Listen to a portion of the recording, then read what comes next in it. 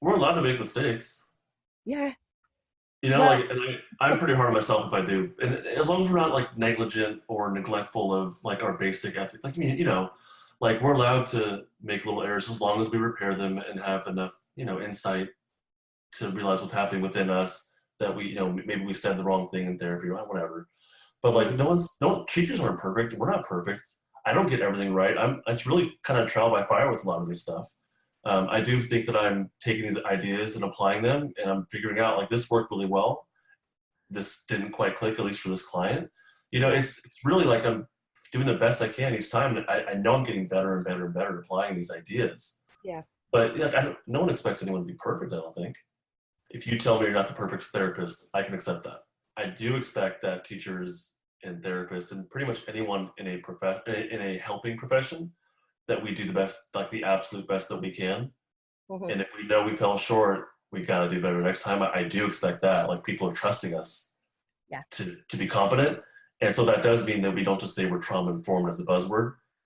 And honestly, like for me, this all started because about a year ago, I didn't feel like I was doing a good enough job. I thought I was a good therapist. And if you asked me, I would say, yeah, I'm doing a good job. And I probably was, but I reached the point where I was like, I could do better. And especially when it comes to this trauma stuff, and really the sort of like shutdown kind of stuff, dissociative stuff, mm, that's where I was like, I feel like I'm missing something here. And so I just took it upon myself to be like, all right, well, you know, what am I missing? And that's where it really kicked off for me was I found the missing piece in understanding what I'm seeing in session and why we're not getting more progress. So I do expect people in a professional helping capacity, like we do need to be doing better yeah. daily. And if like if, that I think it really requires me being very honest with ourselves. And if we're not cutting it, then what do we got to do? There's so much more outside of our training. So the next thing is, Oh my God. well, I yeah. can't, So I think, I can't agree with you more.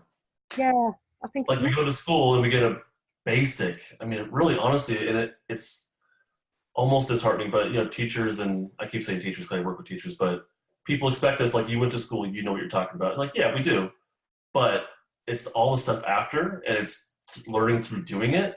That's what really like. That's I'm at where I'm at right now because I didn't settle for what I got from school.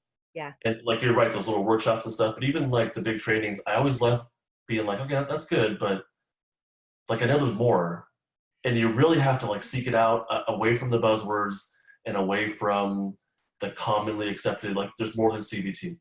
You know what I mean? hmm, Like you yeah, really have to be like, well, what else is out there? And that's where I think you'll find a lot of really interesting, challenging things. And that's where the somatic experiencing kicked in for me, and the polyvagal theory kicked in for me.